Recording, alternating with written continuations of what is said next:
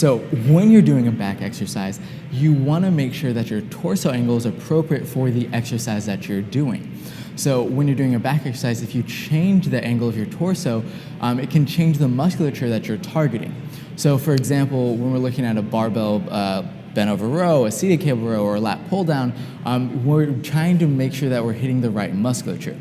So for a lat pull down, what you typically want to do is you want to have your torso a little more upright, and you want to pull down to your sternum while having your scapula retracted. If you start angling further back and further back, you're translating that tension from your lats and putting it more in your rhomboids and changing it to be more of a row rather than a lat pull down. Now looking at a seated cable row, typically, again, you want your torso to be a little more upright. We're going to hit a little bit more of your lower lats while we're pulling down to your rib cage.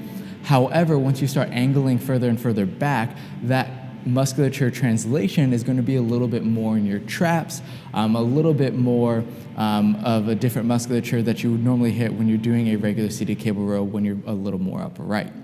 Now, a barbell bent over row, typically what you want to do is you want to be angled further down. You want your torso to be relatively close to parallel with the floor with a slight angle, so about 30-degree angle in your torso, and you're pulling about to your navel.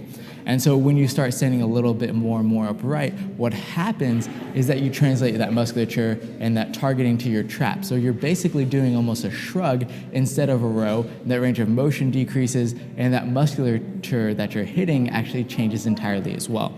So when you're doing a back exercise, make sure that you check the musculature that you're hitting, make sure that you check the angle that you're hitting, so that way it actually accommodates and accomplishes what you're trying to do.